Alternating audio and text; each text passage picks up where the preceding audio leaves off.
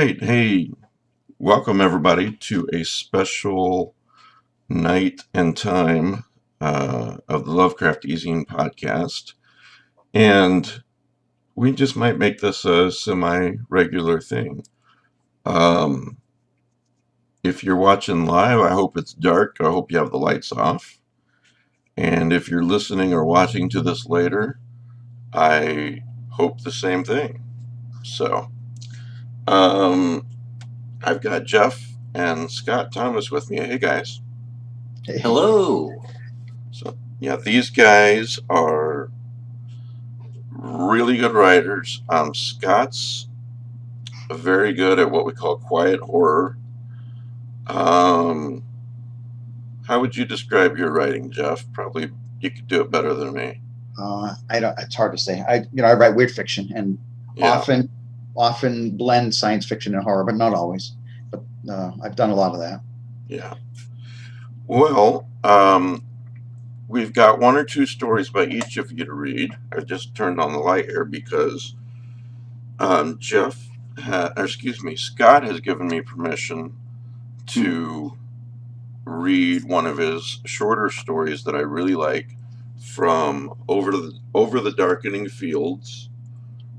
This one's signed, by the way. Thank you, Scott.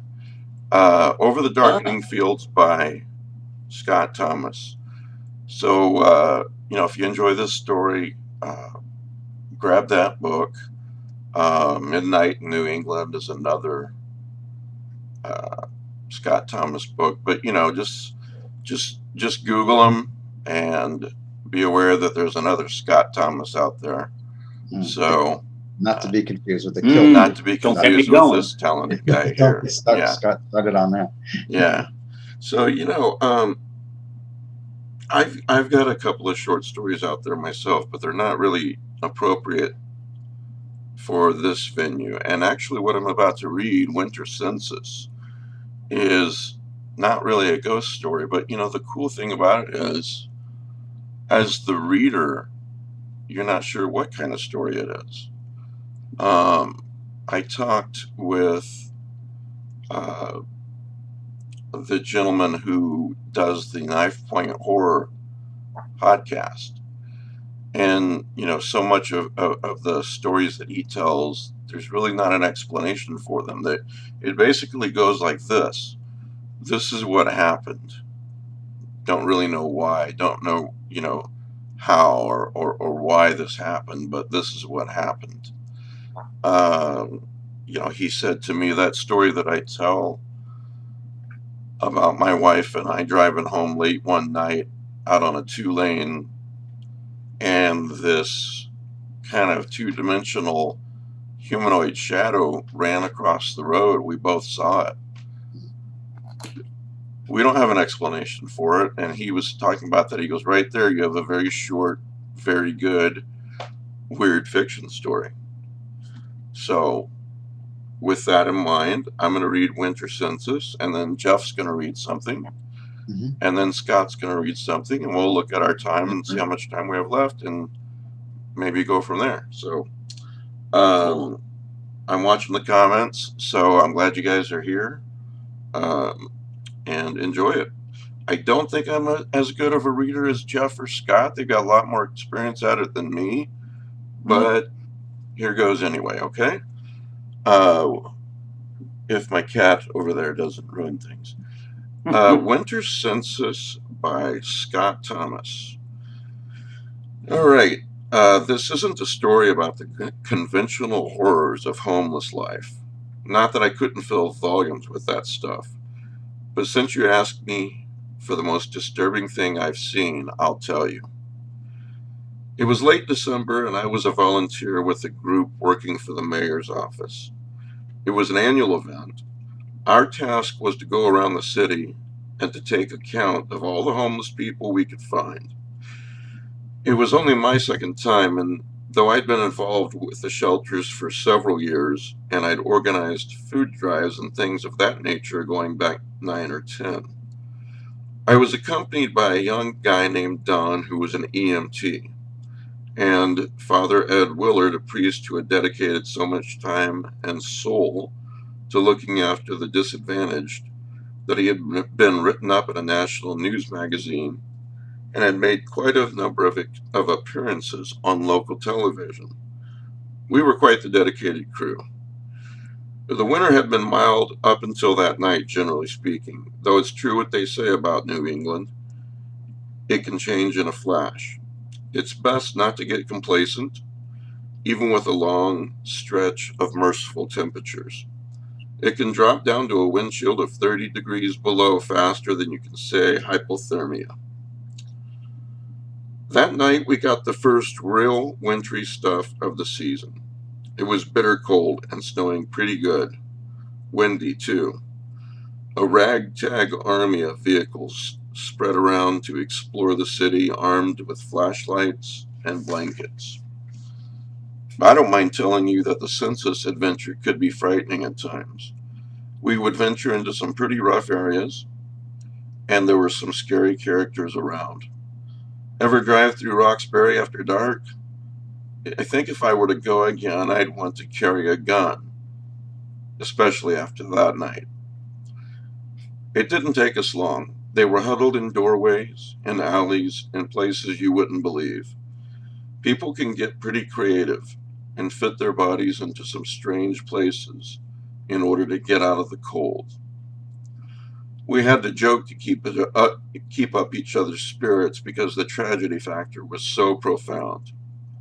I remember an old lady we found curled up on a grid to catch the heat that came up. She had a flattened refrigerator box over her head, and snow had coated it. She was clinging to an old beat-up stuffed dog toy, and her coat pockets were filled with empty bottles. She seemed to be somewhat retarded. Images like this made me feel like murdering career welfare abusers. My tax dollars were doing nothing for that suffering old woman, while I'd known young breed-for-bucks mothers and smug young men who'd bragged about what a great country America was because, besides working a job, they benefited from food stamps and Medicare. One encounters a lot of injustice out on the streets. And excuse me, because if I don't take a drink, I'll lose my voice. Don thought the woman's breathing was bad and that she was a good candidate for frostbite. We decided to call an ambulance. Turns out she ended up losing a few toes. Well, I'll get to the point, seeing as it's getting kind of late.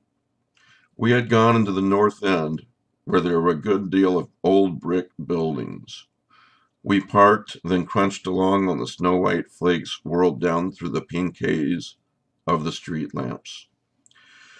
Father Willard became concerned when he couldn't find a Vietnam vet named Reggie, who usually stayed in this particular indented area behind a building between two dumpsters. "Hey," Don had said, "look at this." Don was pointing at what appeared to be drag marks, wide, as if someone had been pulled along the pavement on his back. We followed them out to the street and saw that they led to an alley which, due to the snow, was not as dark as it normally would have been. Don thought he saw someone extremely tall flit by the opening of the alley, but Father Willard had said that Reggie was a very short man. We were starting over, squinting through the slanting snowfall, when we saw these three strobe-like flashes of red come from inside that alley. We ran. I was the first to see it. At the far end of the alley, where the strewn trash was smoothed over in gentle waves by the accumulated white, there was a blackened heap of steaming human bones. The stench was enough to make you sick. "Dear God," Father Willard said. "What the hell happened?" I asked, squinting down at the pieces that were stacked like so much kindling. "He must have built a fire to keep warm," Don offered weakly. I wondered why he could have burned down so thoroughly.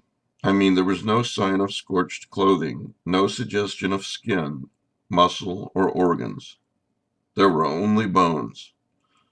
Maybe, Don conjectured, somebody killed him and set the corpse on fire. I nodded. In those days when teenage kids were killing each other over sneakers and jackets, it was quite likely that someone would kill a poor homeless guy for kicks and then set him on fire. Hopefully, he was already dead before the flames were lit. Although this theory offered a reasonable explanation as to how the man was burned, it did not explain the high degree of incineration. I'm going to the car to phone the police, I said. I was halfway to the vehicle when I paused. I had just passed the opening of another alley when I saw a great shadow sweep across the snow in front of me. Even taking into account the fact that the shadow would have appeared stretched at such an angle, I determined that whoever made it would have had to have been over 7 feet tall. The silhouette showed a figure in a long cloak-like garment with a hood, carrying some type of staff. There seemed to be a wild crown of bare branches and twigs sticking up from the head and fir branches tied to it, so that they stuck out from the shoulders and wound around the sleeves.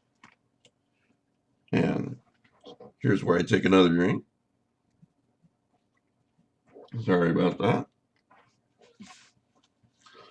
I was startled and only saw for a brief moment as this shadow passed. I spun around. The mouth of the alley was empty, but for the windy, fluttering snow.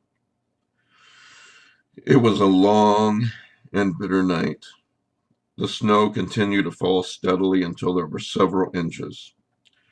We had counted as many stray souls as possible before returning to our own safe homes, our cozy beds.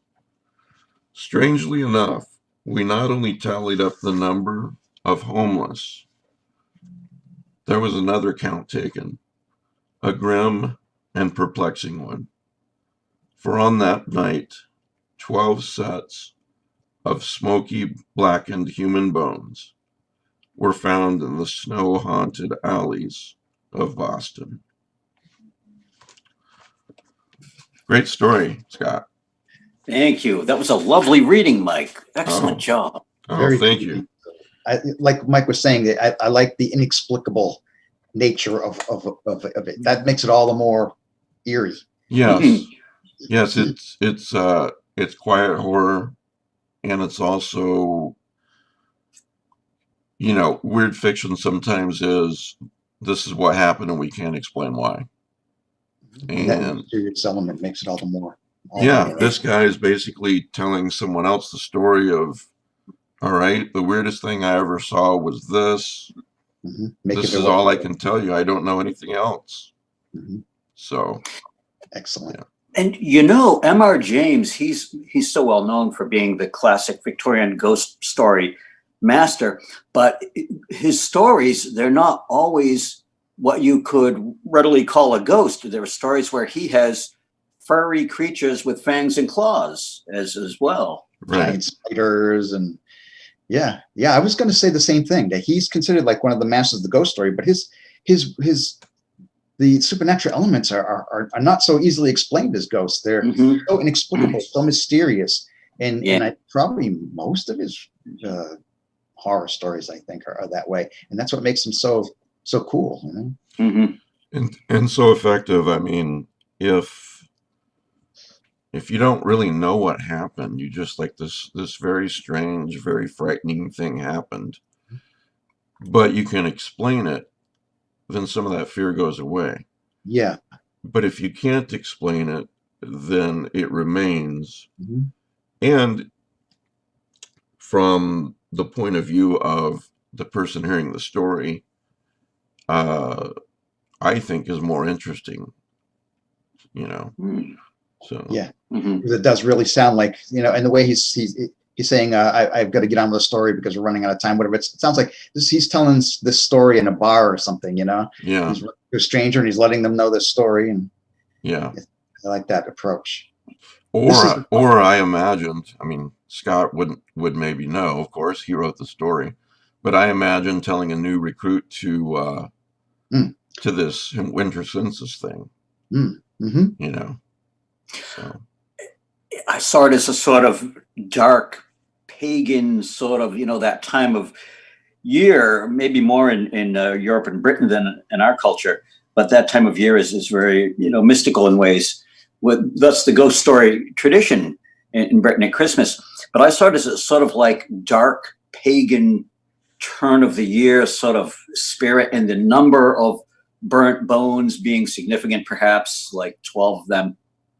When this guy's, whatever this creature is, it's very tall, it's carrying a staff, and it's wearing some sort of crown of branches or something. So yeah, I see what you're saying, Scott. What I love about this collection, Over the Darkening Fields, is it has like 3 sections, as I recall. It's got the kind of horror that we typically associate with Scott, which is kind of like the period horror stories, which in the 19th century or the 18th century. Then it's got a section of contemporary horror stories, which you don't often see from Scott. That's kind of unusual for him. Yes. And then it has a third section, I believe, is like in an alternate world. It's kind of like a I don't want to say a fantasy world, because it's not, you know, it's not dragons and swords and whatnot, but it's another reality. It's another. It's like a you know. And so this book is really cool, and it's variety. Thanks. That's true. All right, since I just read a Scott Thomas story, we're going to go next to Jeff Thomas reading a Jeff Thomas story. Cool. So my book, my story is in this book called I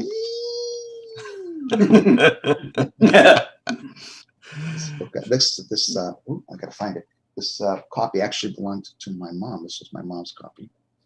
Oh. Let me see. And what's the name of this? The name of this story is called The Red Spectacles. Oh. Do you remember that one, Scott? Yes. I've written 2 stories about the protagonist here. His name is Father Venn. The other story I've written about him is a novella called Godhead Dying Downwards. But this one's The Red Spectacles, if I can find it. Godhead Dying Downwards? Godhead Dying Downwards. That is a line from a poem by Thomas Hardy. Okay. And this story begins with a little quote from Hardy. So The Red Spectacles. The dead woman lay in her first night's grave, and twilight fell from the clouds concave, and those she had asked to forgive, forgave. Thomas Hardy. This is Father Venn, said Father Clare, clearing his voice thereafter as if to expunge the remnants of the name from his throat, or so thought Father Venn, listening to him. Pleased to meet you, Father, smiled Lucetta Fowley, the hostess of the gathering. Are you new to our church? I am visiting, dear lady, Venn smiled in return. He took the woman's delicate hand briefly. Father Clare was good enough to invite me to join him today as his guest. But of course, when he told me about your efforts to raise funds for this cause, I was most enthusiastic to attend. Well, I am delighted that you could join us, Father. Perhaps you will be able to return when Father Clare gives the cemetery its blessing. Perhaps I will return then. Venn pivoted, hands clasped behind his back, to nod amicably at the older priest, who did not meet his eyes. We will be marking each grave with a humble stone bearing the name of the deceased and the dates of their birth and death, Mrs. Fowley explained. Are you familiar with the cemetery? It's a potter's field, very sad. All indigents, unbaptized infants, patients from the sanitarium, forgotten people. Even prisoners who were executed will receive the same benevolence. You are a good soul, Mrs. Fowley. There are too many potter's fields in this world, and each should have one patron saint such as yourself. Lucetta Fowley blushed. Thank you, Father. Venn knew that the woman blushed not only because the compliment came from a man of God, but because the man, however celibate, was a handsome one. He found women were attracted to him in a nervous way that struck him as either charming or pathetic, depending on his mood. He was young, slender, with hair dark as his garb and skin white as his collar. It no doubt did not disturb the good woman, that on this summer gilt afternoon he wore his odd spectacles with their wire frames and their circular lenses made of a deep red glass. Another arriving guest required that the hostess divert her attention from the priests, and Father Venn told his companion, "You see, Michael, you needn't have worried. Mrs. Foley did not resent that I accompanied you at all." Claire would still not meet the other's eyes. "It was wrong of you to force yourself upon her and me. I have my work. But you won't tell me what that work is, will you?" "It's my work, Michael. It needn't concern you." "And from where do you receive your orders, Ben? God? Or a higher authority in your mind, yourself?" Venn now stepped into the older priest's view. In silhouette, with the lowering sun making a corona around his head, his eyes could not be read behind their dark glasses, which looked now like skull sockets in his white face. "That is a cruel joke, Michael, and in poor taste." Claire did not continue. He had heard odd things about his fellow priest, some of them unnerving. He moved past the younger man toward the house. "I'm going to join other guests now," he muttered. "Enjoy yourself," Venn told him, watching him go. He then turned toward the knots of people laughing and conversing about the garden and grounds and drifted toward them like a cloud shadow across the green lawns. The woman Lucetta brought from the house to meet Father Venn was remarkable in two ways. For one, she was beautiful. Though small in stature, she was shapely, and her dress of jersey cloth clung tightly to her waist and arms, as was the popular style in this year of 1883. The back fullness of the dress was lower than previously fashionable, but still given bulk by a cascade of ruffles. Mrs. Foley's dress, more formal, swept a train of white ruffles behind her across the grass. The other woman's dress was largely black. Her hair, a thick bundle above her head, was as dark as his own, her flesh as pale. Her eyes were as large in her face as those of a child, a dark-eyed, solemn child. Her mouth was small, but he couldn't decide yet if it were merely composed and dignified or a sullen pout. The other remarkable thing about the woman approaching him was that she had wings, as sleek and tapered as those of a falcon sprouting from her back. "Father," Lucetta Foley said, "you told me that I was the patron saint of our little Potter's Field, but I couldn't take that credit alone. Please, let me introduce you to my friend whose idea this benefit truly was, Emma Garland." Venn took the woman's slim, cool hand. "Delighted. So you then are also a guardian angel, Mrs. Garland." A small smile flickered upon the young woman's lips, which Venn could no better read at this close distance. "It's the Christian thing to do, Father." "Oh, please excuse me for a moment, would you?" Mrs. Foley fretted, noticing the arrival of yet another group of guests. "Certainly," Venn told her. "So, Mrs. Garland, what inspired you to suggest this fundraising event to your friend, Mrs. Foley?" "We're both widows, Father. The mutual loss of our husbands makes us sensitive to the conditions of these poor indigents." Her wings were lovely in themselves and made her exquisite doll-like beauty all the more striking. She was like some dark angel made to surmount a madman's Christmas tree. The wings were black, but shaded to silver at their tips, or so he guessed through his red lenses. Without his spectacles, however, he would not be able to tell the true color of those wings, for without them, he would not be able to see her wings at all. "I'm sorry to hear of your loss. When did your husband pass away?" "Oh, it was long ago, I'm afraid." "How dreadful. And yet you're still so young. You must not have had much time together. A tragedy." For several moments, the woman only gazed up at him, her eyes as impossible to read as her lips. His eyeglasses could reveal those wings sprouting through the material of her gown, but could not reveal to him the thoughts behind her features. "I'm new to this town, Father, but I've not seen you before. Are you a newcomer yourself?" "I'm from Kendleton. And yourself?" "Summerland." "I'm not sure I've been there." She smiled. "It's quite far from here." "I see. I've been to Candleton. That was where that cathedral burned so badly last year, wasn't it?" "Oh dear, that wasn't your church." "Indeed, I'm afraid it was." "Oh no." "Yes, it was quite mysterious. Some say there are dark forces at work in Candleton. 2 of my fellow priests died in the fire." "How terrible." "Yes, I've heard some say your town is thoroughly haunted. And wasn't the cathedral built upon one of those ancient straight paths? I've seen standing stones in your town." "It is a very old town." Was the cathedral ruined beyond repair? I'm afraid so. But do you see my spectacles? Yes, they're interesting. I had them made from the stained glass of one of our cathedral windows. It was a powerful place, our church. I thought seeing through this glass would lend extra vision to my sight. He smiled at his own joke. And does it? Yes, it does just that. So, Mrs. Garland, when was it you last visited Candleton? Oh, really, I don't recall. It was some time ago. The cathedral was standing the last I saw it. They had begun to stroll together toward the garden. Venn noticed that, though the air was lush and still, a continuous soft breeze seemed to ruffle the dark feathers of the woman's wings. Have you ever raised funds to have other potters' fields blessed and their plots properly marked? No, this is the first one. And why this one? Emma Garland stopped and turned to face the priest. Even smiling, her true expression lay hidden and mysterious to him. You ask quite a lot of questions, Father. He feigned a look of distress. Do I? I'm terribly sorry. I don't mean to be rude. She began to lead him toward the garden again.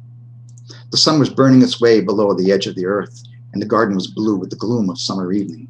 Still, the priest did not remove his eyeglasses. Don't apologize, Father. I enjoy your company. The garden, as they moved through it, had been abandoned, but for a young couple they startled, seated on a bench in an amorous embrace. Straightening themselves, they rose and departed briskly. Watching them go, Emma Garland smiled. To be young and in love again. You're still young, Mrs. Garland, aren't you? The woman lifted her eyes to his red lenses, the smile draining from her lips. I'm not as young as I look, but you know that, Father Venn. Don't your spectacles show me for what I am? Do they show me as a rotted corpse? You're quite lovely, to be honest. Venn tried not to swallow the saliva that flooded his mouth. He didn't want her to see his Adam's apple nervously shift. I died with my husband, Father, in 1829. How did you know that my spectacles could do this? As you can see mysteries through them, Father, so can I. I can see your eyes through them. Venn wished that the sun would last a while longer. The red lenses made the garden purple and as dark as a garden at the bottom of the sea.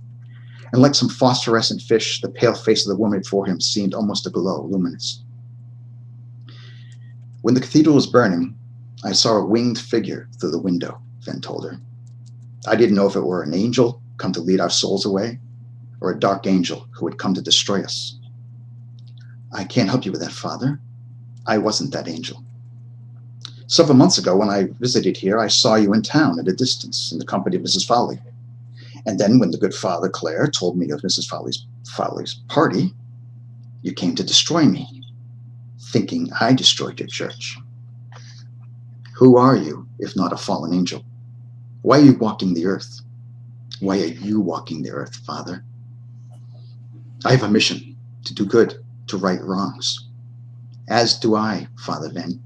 Though tonight I wear this lovely dress and mingle with this lovely group of people, in my mortal life I was not so fortunate. My husband and I both lie in that potter's field, pinned in that unconsecrated ground, as though we were both staked through the heart, all because we didn't have a few words said over us by some man in black. And there are babies there, Father, all cursed to a limbo of endless waiting, all for one of a few drops on their brows. It's cruel, Father Venn. The rules aren't fair. Men make the rules. God is more compassionate than that, I think. But men's rules are men's rules, and that's how the game is played. So what you want is to be released, to be exorcised, Father, to have the demons of our unworthiness cast out, to be allowed the peace we have so long been denied. I'm not a fallen angel, Father. I was never permitted to rise. Laughter came distantly from the house, like the chatter of night insects, tiny and ephemeral. Though the woman's anger was strong, Venn no longer feared her. Why did it take you so many years to arrange this blessing? I was just released from my grave this year. I don't understand the wait. Perhaps God was busy and I had to wait my turn on his list. Perhaps he'd forgotten us in our unhallowed corner. Perhaps it was a penance I had to pay for the sins of my life.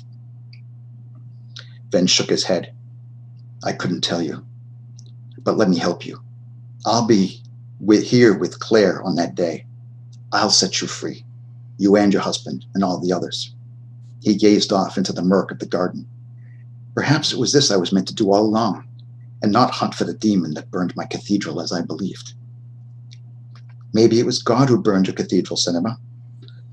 You don't seem to know him any better than I. I suppose not, he murmured. After a moment, he began to move away from the woman. I'll go now, Mrs. Garland, but I will be back, I promise you. Father, yes, when you put me to rest, will you then be able to rest yourself? He smiled. I do hope so. I can see your eyes, Father. You know you died in that fire also, don't you? Yes, I know that. I just wanted to be sure you understood. So many ghosts don't realize it. Thank you, Mrs. Garland. It was a pleasure meeting you. Thank you, Father Van. Forgive me for not understanding you, he said. Forgive me for my bitterness. You are forgiven. The priest reached up to his face and removed his spectacles at last, folding them away. For the first time, he saw the lovely woman without her tapered black wings. He had wanted to see her this way, as if they might both pretend they were mortal again. Good night, Mrs. Garland, he told her. Good night, Father, she replied. Wow. That is awesome. Yeah. Yeah. I didn't. Maybe I should have seen it coming, but I didn't. Yeah. That's a very beautiful story. Oh, thank you. So, like I said, I brought Father Ben back for a sequel, which was a novella called Godhead Dying Downwards. Well, I don't know if any of the viewers noticed, but Zoom changed its policy apparently. And suddenly I got this message on the screen saying, you have 10 minutes left unless you upgrade. Oh my God.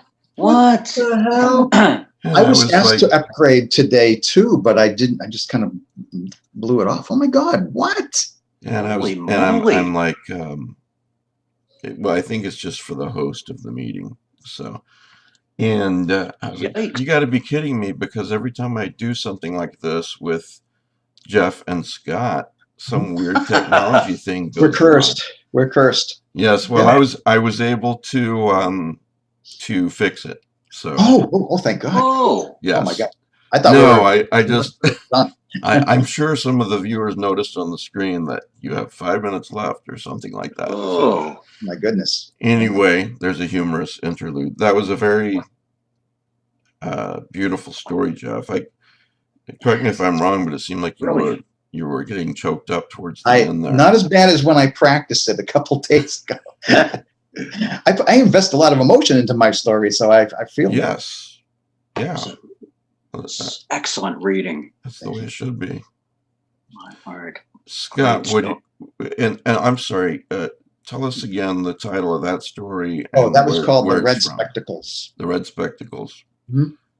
And it's from the title of your book that no one can pronounce. Yeah, it was originally published in some, I forget where it was originally published but then it's readily found in this book. For those just listening audibly later, will you spell the title of that book, Jeff? It's easy. It's 3 A's, 3 I's, 3 E's, and 3 exclamation points. and you know why I did it easy at the time? I thought, if there's ever an alphabetical list of horror books, this is going to come up first. That's very true. It's definitely going to come up first. So, Scott Thomas, what do you have for us? Hello. Yes, so I'm going to read Herrick's Inn, which is from Midnight in New England. Yes, and before you start, tell us about that interior cover art. So the artwork that this painting here was I don't know if the original was in color. I've never seen it beyond what is printed, but it was done as a wraparound cover. The art department at Down East Books in Maine decided to go with the cover it has, right, instead. Which is a fine cover, but that interior piece is much more striking, I think. Yeah. Yeah, it is very, very moody. The artist is Christopher Cart. apparently. But yeah, cool artwork. They use little ovals of the artwork to punctuate each his finials and the stories, sort of. All right. And what's the title of the story? So the story is Herrick's Inn. Okay. Alrighty. Sudbury, Massachusetts, 1757. Spring had come to the woods behind the inn. The evidence was both subtle and grand. Fiddleheads poked up from the damp, dark earth at the edge of the pond like the unfurling tails of tiny submerged dragons. Flowering trees stood in the midst of their bare gray counterparts, radiant bonnets of pink in the lowering evening light. Breezes rustled the dry brown carpet of leaves that winter had left behind as dusk brought a coolness that might have passed for September. But this was the 1st of May, and lovers met in the quiet spring wood. Rebecca Herrick was the innkeeper's only surviving daughter. The other 3 had perished 10 years previous when Rebecca was young. Consumption had come reaping. Now at 18, she was her father's prize, and was it any wonder? She was an angelic creature, her hair an amber spill framing the round palate of her face. Her features were fine and her figure appealingly plump. Her father did his best to keep her in the kitchen, safely away from the eyes of the lonely travelers who frequented the inn. But her father had failed to keep John Etsy from noticing the girl. The young doctor's apprentice, who had been visiting an ill brother in Grafton, was on his way back to Boston when he stopped at Herrick's Inn. It was December dusk, and a sluggish snow had fallen on the round New England hills, had whispered into the gray woods. The old inn had been a welcome sight, its windows warm and golden. The innkeeper's daughter had been a welcome sight as well. Warming by the fire, John had watched as the girl went about her duties in the tavern room. She was graceful and sweet, and her laughter had a lilting quality as it rose up into the dark beams above. Subsequent visits to Herrick's Inn followed, and John courted Rebecca, unbeknownst to her father. At first they met in the woods behind the inn, but later John climbed a tree by the inn and stole into her bedchamber. They spent several nights together over the following months. Now, under the cool, darkening May sky, the lovers embraced within their shelter of trees, a tethered horse nearby. John could smell the kitchen smoke in Rebecca's hair as he pressed her to his chest. Her belly was against him, soft and warm, not the hard pouting thing it had been during his last visit. Rebecca's parents had never noticed that she had been carrying a child. Her plumpness, apron, and the full skirts common to the day had kept that fact secret. It was dead at birth, Rebecca said in a whisper. Oh dear, John groaned, holding her tighter. Not to worry. I buried him in a lovely spot and said prayers. A boy? Rebecca nodded against him. She felt him shiver and said, Please do not fret. It is really for the best. Father would have done away with me if ever he knew. John agreed quietly. Rebecca pulled back and looked up. She gave him a fetching smile and touched his cheek. We are together. Nothing matters so much as that. John took her hand and kissed it. Yes, that is what matters. They moved slowly toward the inn and its outbuildings. The windowless ice house was a dark shape in the gloom. Geese flew honking over a willow and a breeze rattled the leafy carpet. You must wait until you see my parents' window go dark, Rebecca reminded the man. My window shall be unlocked. Unlocked, yes, of course. I shouldn't want to break in, he joked. Rebecca squeezed his hand. I've missed you so, she said, and then headed off across the small grassy field that separated woods from the back of the inn. When the last of the laughter had died away in the tavern and the last guest had staggered up to his room, Rebecca hurried to sweep the floor and wipe the ale-scented tables. Her hair, loosened from under her bonnet by the steam in the kitchen, hung in her face. She straightened the chairs and made certain that the logs were safely positioned in the hearth before taking up a candle and climbing the stairs to her room. The inn was quiet at this late hour, but for some muffled snoring heard as she passed the guest rooms. In her chamber, she set the candle down by the bed and quickly, though cautiously, unlocked and partly opened her window. She had taken to keeping it shut in all weather ever since the strange noises had begun coming from the woods some weeks back. Rebecca removed her bonnet, combed out her long hair, and pinched her cheeks to give them color. She heard sounds coming from outside, someone moving slowly up the great old maple that grew close to the inn. Smiling, she removed her garments and tossed them unceremoniously aside.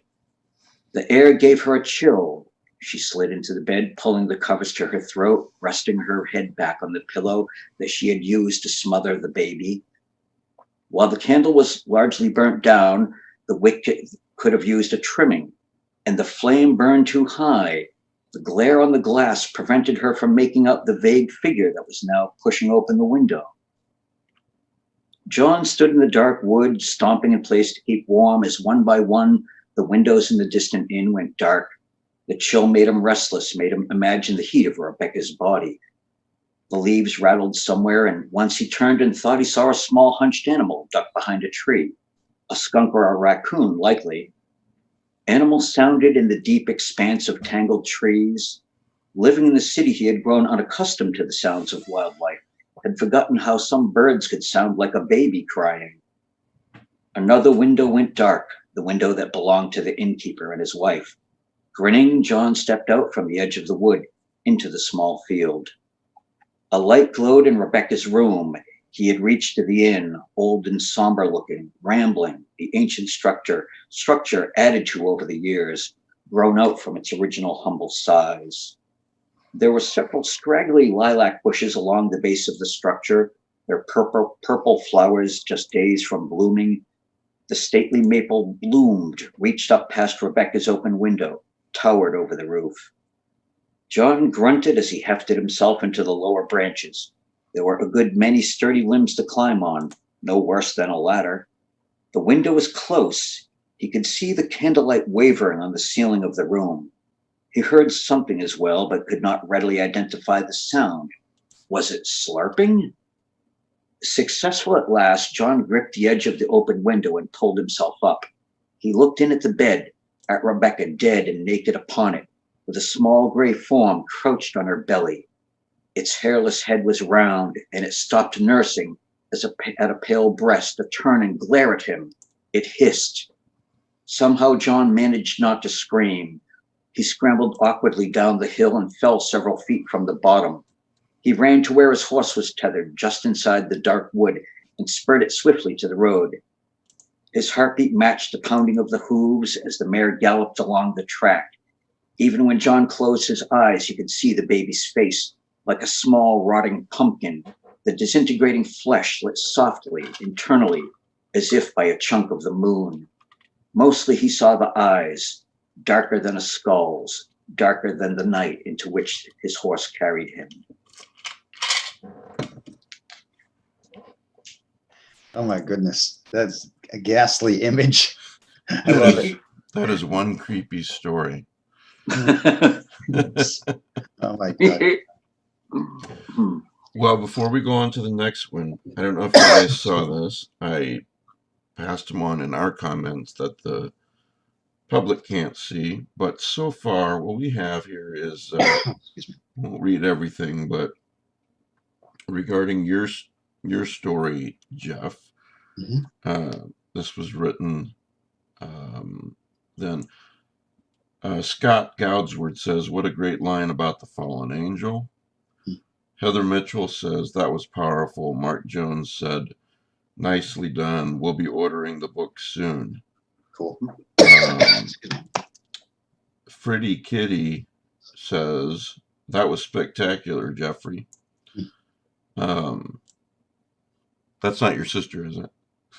Was Freddy, Wendy? Freddy Kitty. Oh, no, my sister's Wendy. Oh, okay. All right. Mike DeBronzo, great story. Christina Mole, "I hate you, Jeffrey Thomas. Burn in hell."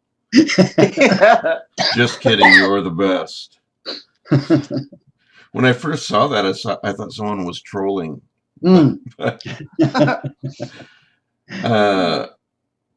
Okay.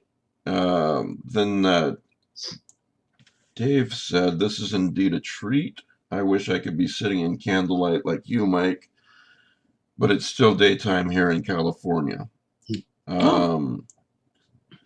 And then regarding the story you just read, Scott, Hmm. comments, nice. Heather Mitchell, creepy. Dave Plouffe, I don't know if I'm saying your last name right, Dave. Great job, Scott. And Heather again said, loved it. Oh, thank you. More of a shock, Scott Goudsford said. I hope I said it correctly that time too. More of a shock is Mike pronounced my surname correctly. All right, so how are we feeling, guys? You guys want to read another story apiece? Sure. If Yeah. we have time for that. Yeah. I mean, well, there's no time limit, but we're at 9:45, and I think we could go a bit longer. People seem to really be enjoying it, so yes. So that puts you up there, Okay. Jeff. And this one's short. I need to preface this one, though. I have to say that this story was written in 2002, and the Doctor Who episode Blink with the Weeping Angels that came out in 2007. I've never seen it, but I'm aware of it. So if it seems a little like it might have been inspired by that, it's not. Yeah, are you a Doctor Who fan? I used to watch it in the 80s, but I haven't really watched it since. I used to watch it when it was Tom Baker. That was the only time I ever watched it. Well, I'll tell you, if anyone who wants an introduction to the new Doctor Who, from 2005 on, and isn't necessarily wanting to watch the entire thing or watch an episode where you don't have to know the history of everything, Blink is a very good episode for that. Cool. It looks like it would be really scary. Well, and yeah, it's just, you don't have to know anything about Doctor Who except to know that, hey, this guy's a time traveler, and most of the story is not even really centered around him. He's on the peripheral of the story. So well, I used to enjoy the Tom Baker story episodes, like I said, and I didn't see any of the previous Doctors, and so I still enjoyed them. So I'm sure it can be enjoyed, like that. All right. So you have the floor, Jeff. Alrighty. So this is from my book Doomsdays. Again, it was published somewhere else first, and then gathered in this collection of mine. So it's called Praying That You Feel Better Soon. When I half fainted in the close carpeted aisle of Taylor's Cards and Gifts, I fell heavily backward against a display of ceramic knickknacks and brought a row of them shattering down in little glittering fragments like the bones of fairies. The proprietor, more concerned about my health or a lawsuit than the knickknacks, called an ambulance, no doubt thinking this old lady had suffered a heart attack on his premises. I assured her and the few customers who gathered around that I was fine, if shaken. But I offered no explanation except to mumble that I hadn't eaten enough that morning. I did not tell them about the card I had just picked up. It still lay on the floor where I had dropped it, and I saw the proprietor half-consciously stoop for it and return it to its place in the wall of Get Well cards. For a moment, I again saw the front of the card before I looked sharply away. There was no type on the front, which was simply a gray, soft-focus, black and white photograph of a statue in front of a vague background of trees. The statue was of a little girl with the prepubescent wings of a child angel. Her hands were pressed together under her chin in an attitude of prayer, her lids lowered, and the subtlest smile on her tiny lips. The flowing lines of her light, soft gown were remarkably rendered in the unwavering stone, as if you might expect to see the material begin to float and ripple. The lines of her hair and feathers of her small spread wings were also realistic, if a bit more stylized. These days, a lot can be done to alter photographs. Another person picking up that card might think that the dark stains on the angel child's cheeks had been added in by a computer program. It looked as though heavy black mascara had run down from both eyes as a result of tears the child had shed. It put one in mind of pictures of the Madonna in which tears of blood are said to have flowed. But I knew those stains were not an embellishment. I had had this angel statue meticulously described to me some 20-odd years before. The ambulance arrived. I balked at going with them, but a policeman who came wouldn't let me drive until I had been checked out. At last I gave in, but before I left Taylor's Cards and Gifts, as loath as I was to touch it again, I bought that card of the angel child, though I had no intention of sending the thing to my ailing cousin in Minnesota.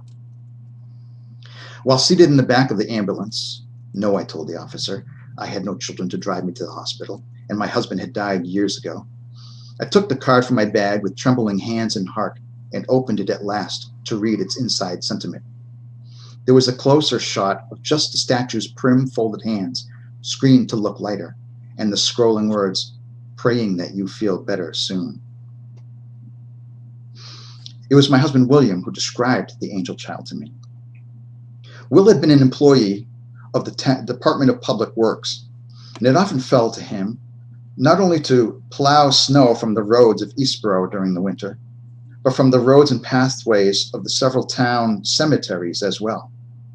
After the blizzard of '78, Eastboro was like Pompeii after all the ash fell, and for a week it seemed that I didn't see Will at all, as if those 2 feet of bright, heavy snow had buried him as well. The town's 4 cemeteries took little precedence when some people couldn't even get to work for a week. But when at last DPW could take the time, it fell to Will to plow out the Pine Grove Cemetery, which borders on Eastboro Swamp.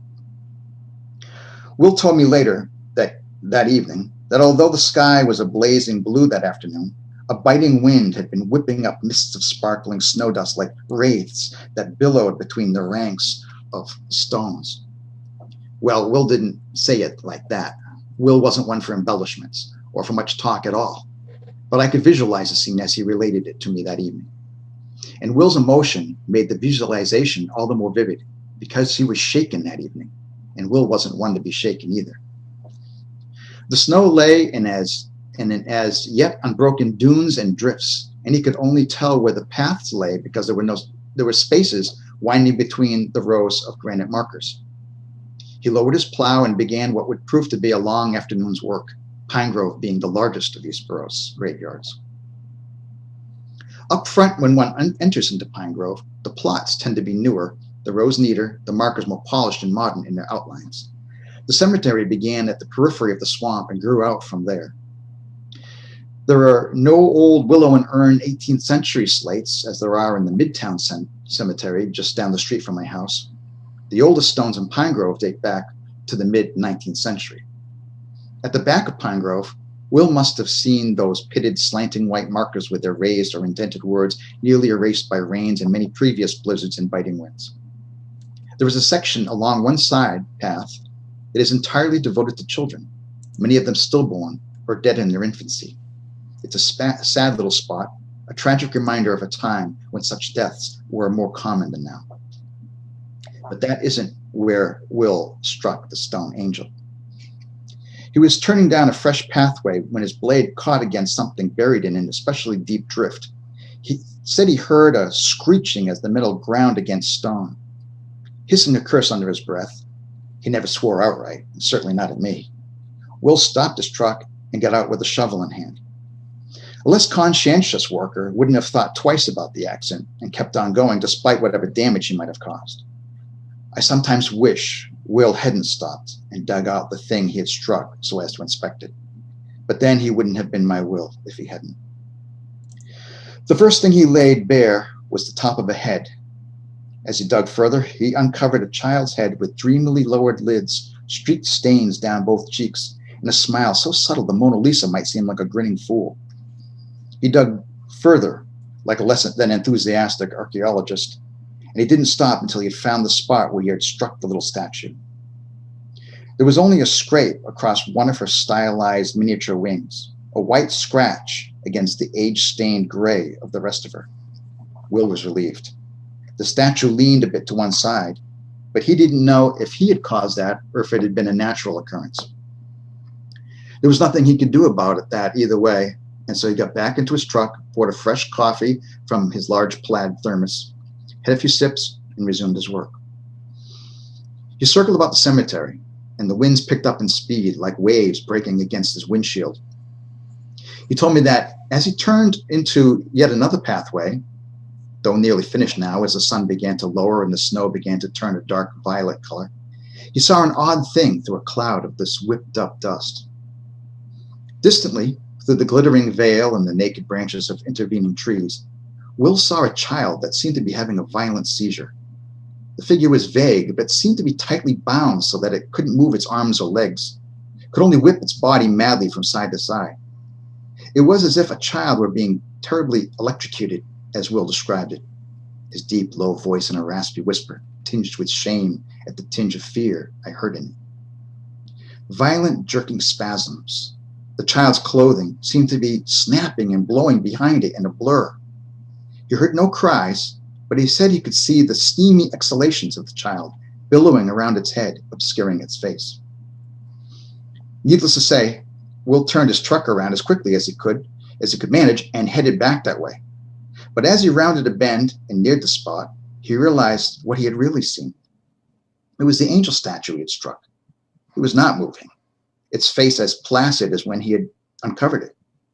What he had taken to be the clothing blowing behind it were only its marble wings, incapable of any blurred, frenetic movement. Will shuddered and told himself he had gone without enough sleep and with too much coffee over the past week. Still, he couldn't account for the steamy clouds that were still dispersing in the air around the head of the angel child. Will was not the fanciful type. He wasn't superstitious, wasn't even religious, much to the disapproval of my parents early on, though they came to accept him for this kind man that he was. So I didn't feel he was lying about or imagining what came later. If he told me he hadn't been dreaming that night, then I had to accept that. Didn't mean I believed what he saw was fact. It only meant that I didn't disbelieve him. It was nearly a week after Will had plowed up the cemetery that I woke to hear an awful cry in the middle of the night. I had never heard my husband utter such a sound before, for it was him I had heard. As I sat up in bed, my heart galloping, I saw his large body silhouetted at one of the room's windows. When I asked him what was wrong, he spun around startled and frightened me as much as I had frightened him. I clawed a lamp on and saw a face so transfigured that for a wild moment I wondered if I hadn't surprised a burglar in the bedroom, a stranger with crazed eyes. But it was Will, and he cast one more look, a timid look of dread, out the window before he came to the bed to tell me what he'd seen. He told me that a scraping sound had awakened him, a sound against the clapboards outside, as if a tree branch were blowing against them. But there was no tree outside that window close enough to rake across the boards. So Will stole out of bed and went to peek around the shade to see what it might be. It had been dark, but the street lamps had given off enough illumination to glow white on the figure he saw climbing up the side of the house toward our second floor bedroom window. It was a child, all white from her skin to her hair to her gown, poised on the side of our house like a fly with stone wings. And he said when he parted the shade, the child lifted her head to look up at him. Her eyes were open and had black pupils and rolled like the eyes of a panicking horse. But she was grinning in such a way that her lips were pulled far back from white gums like the lips of a snarling dog, revealing little clenched marble teeth. But when he cried out, he said, he saw the child drop from the house to her feet and scamper off madly across the yard, disappearing into a line of trees that separated our yard from the next. She had thrown one look back at him over her shoulder, he told me in a shaky voice. She had still been grinning. Bedside light on that night. I admit the light made me feel better too. In the morning, I saw Will out that same window. He was examining the yard for footprints in the snow. But if any had been there, a light snow had fallen in the early morning hours and a gusty wind had obliterated them. What was left could have been made by a dog, but I thought there was something suggestive to them at least, because when Will had left for work, I snuck out to look at them myself. He had been afraid to leave me alone in the house, but promised me he would be home before dark. And again, I'll admit I was grateful for his promise. The snows of the early morning returned the next night with more vigor. By the next day, Will was out plowing again. I filled his big plaid thermos for him, kissed his cheek before he left. It was unshaven. That wasn't like Will. Those who examined him later decided it was a massive heart attack that killed my husband sometime that afternoon. When he didn't answer video calls, his friends Donnie McNeil and John Thompson drove out to Pine Grove Cemetery, where they knew Will was supposed to be plowing. They found his yellow truck there. The plow was down and he had begun his job. But inside the cold tomb of its cab, Will sat dead behind the wheel. I'm told his eyes were tightly squinted shut, as if to block out intense pain, or as if to block out something terrible he had seen. Through my tears, I asked Donnie and John later if they had seen any odd footprints in the snow, if they had seen any children about in the graveyard. Both of them wagged their heads. But when Donnie began to ask me why, I waited for him not to. Well, John said as if in an afterthought, he had heard something funny when he opened the door of Will's cab, something he had dismissed or hadn't really taken in at the time, considering the shock of the discovery of his friend. He remembered now that he had heard a child giggling behind a tree not too far away. He hadn't seen anyone when he glanced that way, but he believed he saw a little white mist of breath curling out from around the trunk, and maybe, just maybe, tiny white fingers peeking out from behind, clutching the bark. I discovered one thing about the statue of the angel child just several weeks after Will's funeral. And more than 20 years later, after my trip to Taylor's Cards and Gifts, I had now uncovered another fact. The first discovery came with the aid of the DPW, the Eastboro Antiquarian Society, and through my own investigation of Pine Grove Cemetery once the snow had receded enough for me to explore it. Try as I might, and filled with dread though I was, I could not locate within all of Pine Grove any statue of an angel, let alone that of a child angel. And when I asked Will's boss at the DPW, he told me that despite Will's having struck the statue, it had not been removed, at least not by any of his crew. He began to suggest that Will himself had removed it if he had been feeling guilty about the thing, so as to set it straight in the earth come spring. But he dropped his theory when he noticed my glare. It was Joe Torrey at the Antiquarian Society who was the most helpful, the most informed, and whose information stunned me the most. Joe was into gravestone rubbing.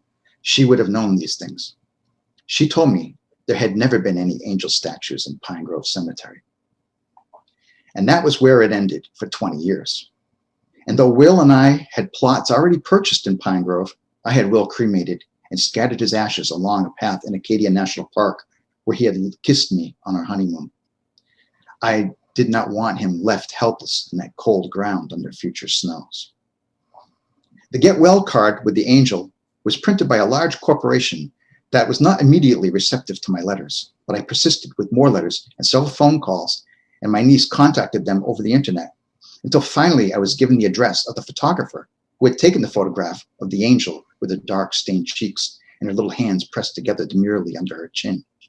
The photographer, a Richard Bedard, has since told me that he chanced upon the statue in a small back road cemetery in Oakton, Virginia, which is a long way from Eastboro, Massachusetts.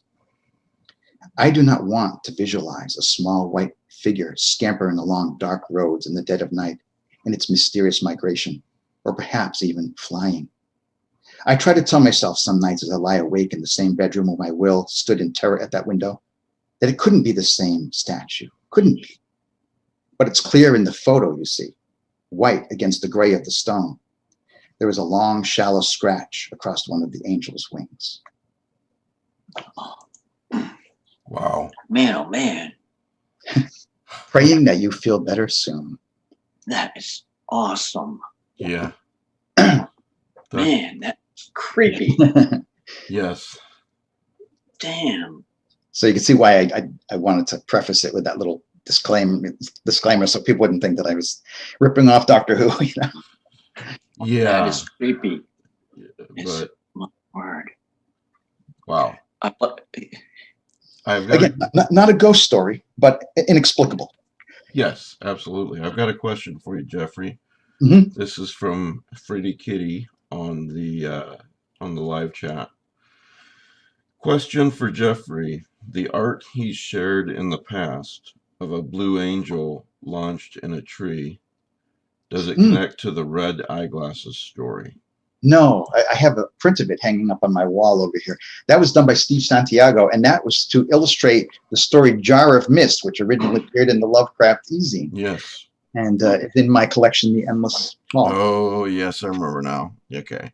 Yeah, yeah. It was ringing a bell. The question was ringing a bell in my head, but I couldn't quite get And it there. Steve sent me a print of it. I have it hanging up over here.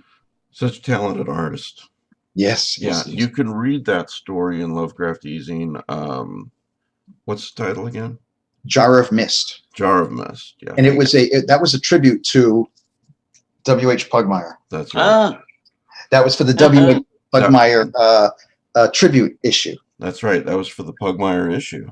It's set in his Desperate Valley setting. Well, the easy way to get to it, if you guys want to read that, is go to Lovecraft eZine's website, lovecraftezine.com, and I believe it's the top right. I've got a search box, so you can just type Jar of Mist into there, and it'll probably take you right where you need to go. Might want to put Jar of Mist in quotes. I don't know, but shouldn't be too hard to find. That is a creepy story, Jeff. Thank you.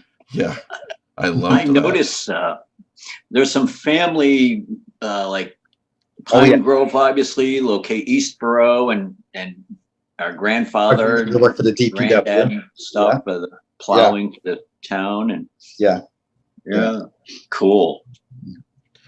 I love that. All right, so a few new comments.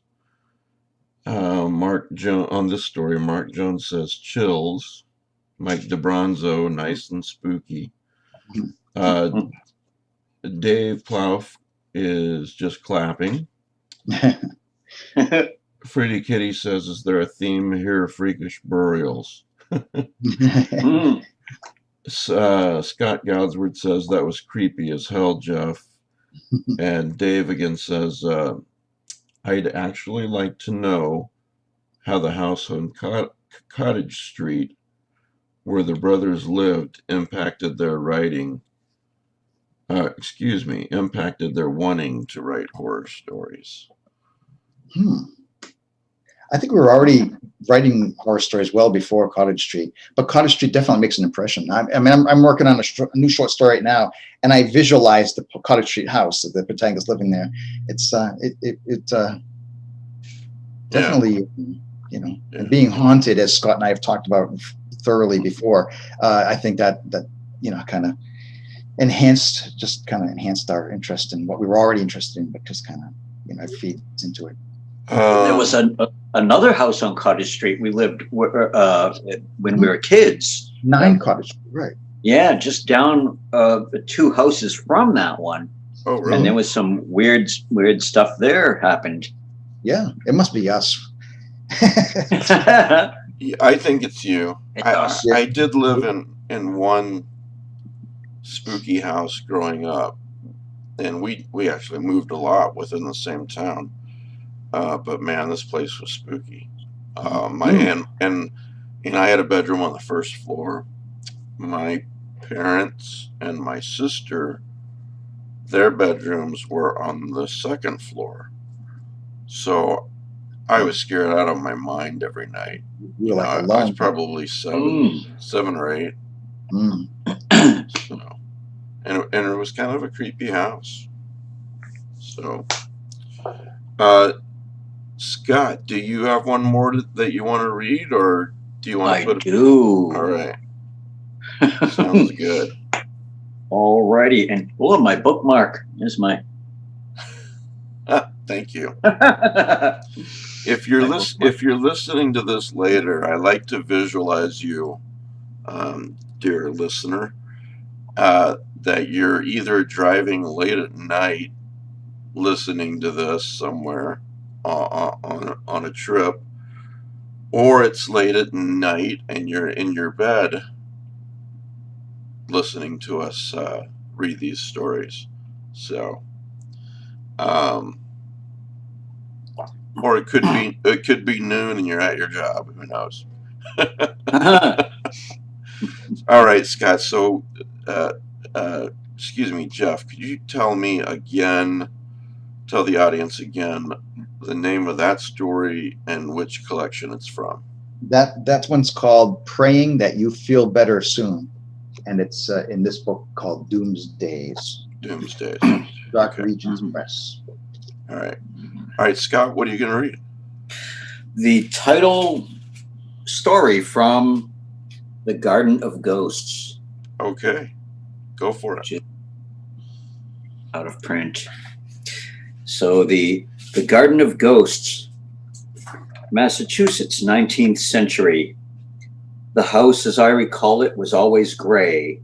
It was as if it was born that way, clapped together from shale and shadow and sad November clouds stuffed with rain or perhaps an early snow.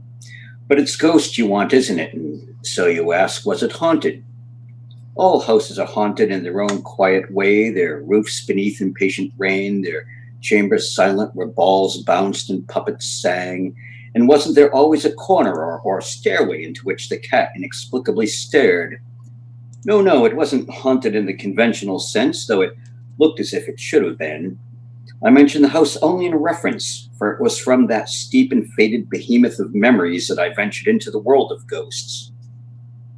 I'm not one for this spiritualism craze that has swept upon our country's parlors, mind you, nor do I run with a pack of table-wrapping, furniture-levitating, ectoplasm-spewing mediums and with their hovering trumpets and hidden strings. The phantoms I offer are of the earnest brand. So here, sit close. The fire warms the night away and the brandy thaws the blood. January. There was nothing like a thaw that year when winter stood 10 foot high and the ice crunched like hardtack under boots, when the mounded snow longed to smother our small schoolhouse and the sky was the color of grave slate. Our lessons over, the classroom sounded with a dull, uneven applause of closing books. Then out from the stifling heat, I filled my lungs with a knifing air and soothed my knuckles in the white on the woodpile, for they were red as cranberries and smarted as if filled with bees trying to sting their way out. Somehow back then I was imbued with an inexhaustible gift for disobedience, a magnet for the master's stick. He counted on my knuckles as if they were an abacus. I usually refused to cry. The world, twice the size of summer, was largely without detail, a vacant thing of frigid hills and arctic fields, but there were trees and brush tangled starkly against a monotonous snowpack, their bare-leaf tendrils brittle and baroque like sinister lace. I found small, faint prints in the blue shadow of a neighbor's barn, the right track likely from a worn shoe, the toe pointed as a spade. The left, a whisper more than an indentation, seemed the work of a bare foot. The red barn with the white roof stood creaking like a thing of bones. I trudged down the shrinking day, my knuckles like small round fires in my pockets, and the trail of prints crossing fields before me. I did not at that time think to seek for its source. A willow hung sadly above water, stirring the slow wind with spindly arms like a skeletal cloud of squid. There was ice on the pond like a window over mist, and the tracks led there and ended.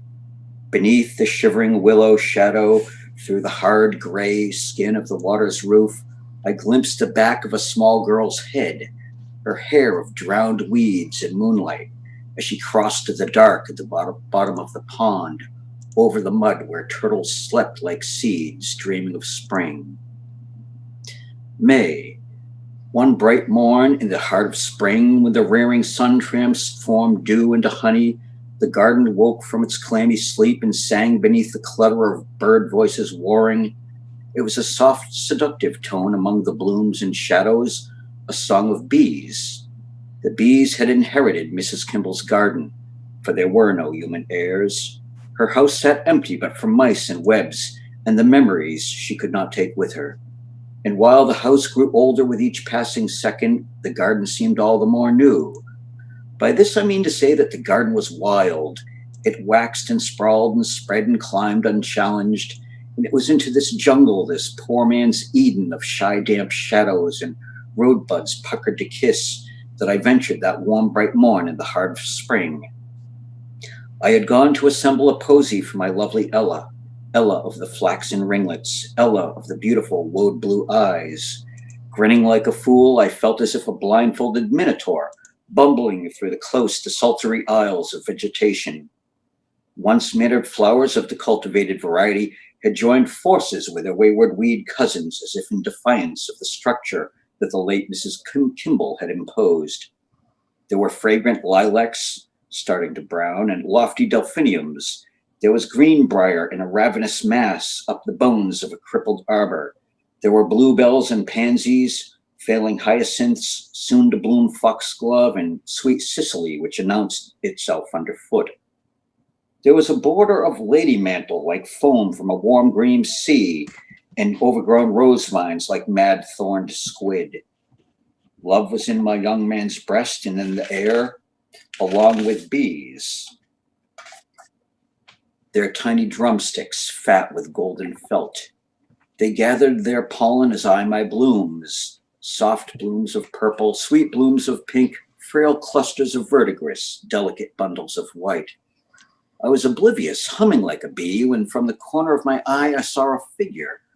A tall, thin man, no older than myself, appeared beneath the tilted arbor, his top hat brushing the tangled greenbrier. Pale as vernal mist, he stood cradling a limp swan, and a single achromatic rose was in his buttonhole. With a face stretched long like taffy and his eyes too wide in their wreaths of ash, he looked at me in the most woeful manner. Then he blew away in a cloud of dandelion spores, though there was no wind. July.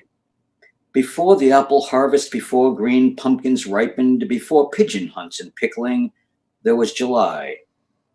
These were the long days when the sun pressed down and the haze went up, and thunderclouds plus as cherubs heaped above the afternoon.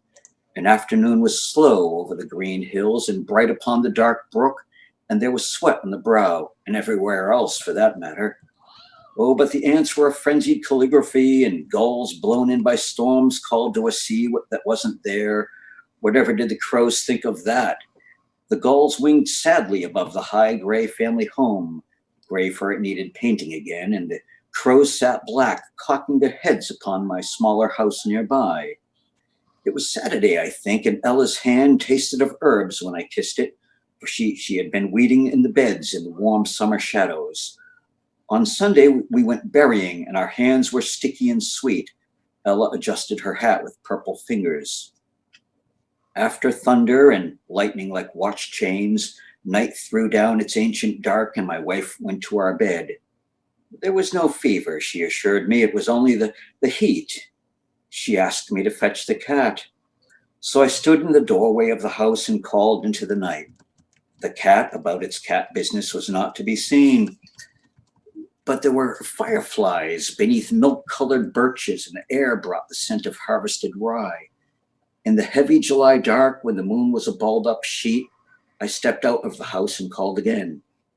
Still no cat, but I saw the roof of the family home poking above the oaks across the way, and a smoky version of Ella came sprinting out from under the trees, her hair entwined with wildflowers. She was naked, and three phantoms like bedding were dashing behind her. She turned and gave me an ebullient smile, and as the four of them passed at the edge of the yard, they faded into the night air, where birches shaped a trellis of bone, with their footfalls never having made a sound. The cat flew out of nowhere, straight into the house where my Ella lay. October. There is little more to tell on the subject of ghosts. I have given you my specters, and the hour grows late. The brandy dwindles, the fire crackles low, but, there is one more small thing. The year is a garden in its way, and autumn, it seems, is itself the final ghost, and this autumn, like all the rest. There was smoke from chimneys like ropes of frost, and hooting owls disguised as pines. The woods rolled between the towns like penny-colored waves from a penny-colored sea, and acorns promised trees I'd never climb. Close by the graveyard, where I had left a bunch of white asters at Ella's stone, I walked by a brook. There was shade between the sunlight and denuded maples, their leaves scattered like the pieces of an irreparable puzzle. My cane tested the leaves for tripping roots as I followed the water that followed the sea. In the brook, Poking from the murk, tangled in drowned leaves, was a rocking chair. It was a battered straight back, skeletal and dark, and it was moving ever so slightly in the sluggish, shadow-colored current. The black slats were finely stenciled with images of grain and sickles. It made me sad for some reason, and I thought if I were a young man, I would have fished the thing out. But something about it frightened me too, and so I moved along. The chair sat there half submerged, tottering. I made for home then, through the air, soft from orchards, over fields where I liked to pass, for they were lonely things. The sun considered the horizon, and the sky glowed like cider. In the center of one field, like the masts of a ship in a sea of high grass, stood a rocking chair, the same chair. A crow flew up from the thing, and it sat there rocking with the grass lapping about it, creaking like my very old bones. Didn't I laugh at that? Yes, I recognized it and laughed. I hummed the rest of the way here, and I tipped my hat to the venerable family home as I passed. Poor gray thing could use some paint. The chair, still damp from the brook, still chill from the field, was waiting by my hearth. Can you believe such a thing? And so here I sit rocking. Have you ever heard a chair creak so? But it is late and you should be off. Look, we have exhausted the brandy and the flame is nodding. Good night to you, dear friend, and button up good, for the autumn's like a ghost, isn't it? Yes, it is late and the wind is full of leaves and the church bells ring above the small, quiet town. Wow. That is so beautifully written. Yeah. It's just like listening to music. That is beautifully written. Thank you. Such a poetic voice. Yeah. Well, thanks to both of you. I would like to, we were talking about Willem Pugmire just very briefly a few minutes ago, and I know that all three of us miss him terribly. He died a little over a year ago. Mm-hmm. And then, of course, about 2 weeks and some change ago, we lost our dear friend Joe Pulver. And that wound's so fresh, and I don't know that it's ever going to go away. But I would like to bookend this by reading one more very short thing. What I wrote the day that he died. Titled Goodbye, My Friend, Joe Pulver, July 5th, 1955 to April 24th, 2020. And I opened it with a quote. Sometimes in this life, you meet people who you might call large-souled, who are a privilege to know. That's from the Abbey Grange Sherlock Holmes, interestingly enough, not from the story itself, the canon, but it's from the Jeremy Brett version of that story. But I think of it when I think of people like Joe. Anyway, I'm not going to read this whole thing, but what I will do is say that about 4 years ago, our friend Mike Griffin, who is also a very good friend of Joe Pulver, commissioned what he called, excuse me, grab some water, commissioned what he called Pulver Day. I think that was April 16th in 2016, but I'm not sure. But it was about 4 years ago. And we all wrote something. Laird Barron wrote something. I think you guys wrote something. Yes. There's a link to it on Mike Griffin's website. Mm-hmm. I've linked to it from this page on the Lovecraft eZine website. So I wrote something humorous for the first 2/3 of it. And for the last third, it was more serious. And as I wrote it, I kind of pictured Joe being gone, which was a hard thing for me then and still now to picture. But here it is. I spent many an hour with my friend Joe that way, video chats, talking about weird fiction, horror, you name it. He's gone now, but we still have his work. He lives on through his books, and he continues to inspire this new generation of weird fiction writers.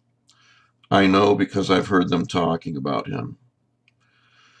And lately, I have heard something else. One last tale, you might say. They say that sometimes, long after midnight, when the writing block sets in and everything feels hopeless, when they feel that perhaps they aren't cut out to be writers, when a gibbous moon hangs in the sky and the stars almost look black, something strange happens. Their computer monitor flickers, and a window opens on a corner of the screen. At first, all is dark. Then a match flares, and a man with a white beard and a drooping mustache lights a cigarette. He's sitting at a desk. Bookshelves tower over him. He glares, and they can feel his eyes boring into them through cables and Wi-Fi and time and space from Carcosa. And then he speaks. Bleed, he says to them. Bleed on the page.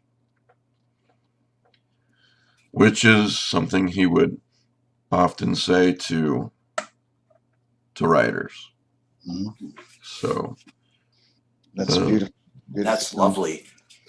Thank you.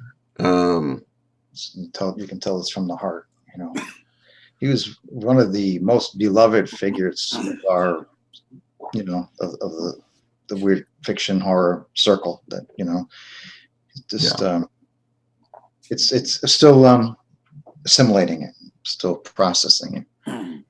Mm-hmm. Very surreal. Yeah, I go along in my day sometimes and I think about Joe and think, oh, I need to get on a video call with him again, and realize that I can't. Yeah. My mother passed away in 2014, and there are still times when my daughter will do something and I'll think like, oh, I gotta tell Mama about that, or there's a question that I wanted to ask her about my father's war experiences or something, and I gotta ask Mama about that, and it's like she's gone 6 years, and it still happens. Yeah, it's hard to these people live on in us. Yes, they live on in us, and thankfully guys like Willem and Joe also live on in their work. So yes, I was reading Joe. I read Nightmare's Disciple before I ever met him. Yeah. So so anyway, I wanted to bookend it with that. I don't want us or the audience to ever forget Willem and Joe. Yeah. They'll always be a part of us. We'll always be talking about them and encouraging people to seek out their work, and so that they can live on and through their work. Well, the stories you guys read tonight were absolutely perfect. Great readings and beautiful stories. Cool. Thank you. Thank you. So Thanks for You having did a fine job with my story. Thank you for that. Oh, thanks. We're glad we get to do this. We were talking about this back as a potential Christmas special, and things happen. Because like you said, in Europe, it is a time of ghost stories around Christmas, because it's the darkest time of the year. You know, the days where there's more darkness than light. So, so yeah, I'm actually glad it didn't work out for then, because I think this was a great time to do it. And it looks like from reading the messages here that people really, really enjoyed it. So yes, folks, we will do it again soon, as long as Jeff and Scott are cool with it. Absolutely. You bet. All right. Well, we have many more stories. Oh yeah. Yes, you do. Oh, Hard choosing. Very hard choosing. Yeah. Yeah. Seek out Scott Thomas. Of course, The Sea of Ash is for the next couple of days still 99 cents on Kindle. Over the Darkening Fields is possibly my favorite of your books. Midnight in New England. You just read The Garden of Ghosts. There's also Quill and Candle and others. I'm shouting out these titles because if you type Scott Thomas into Amazon, you'll get some of his. You can get some of another. Yeah. Scott Thomas. Kill Creek and Violet aren't by me. But if you type Jeffrey Thomas into Amazon Books, you hit the nail on the head a little bit better. And if you're a Kindle user, Jeff, I noticed that you have quite a few right now that are available on Kindle Unlimited. So, folks, take advantage of that. So, and there's, last but not least, there's talk of Scott and I republishing one or two of his works down the line so that they're available. That would be to awesome. Kindle readers as well. Woohoo! So that would be wonderful. Wonderful. All right. Thank you, everybody. Have a great night. Thank you, Jeff and Scott. And thank you, Mike. Yeah, thanks for this thank you. Thank you. Very pleasurable. Loved it. Yeah. Well, I did too. You guys are. It's not a fair world we live in. We already know that. But if it were, both you guys would be pretty famous because you're just both talented as hell. Thank you. Thanks. Anyway, thanks for listening, everyone. Good night, and we'll see you on Sunday.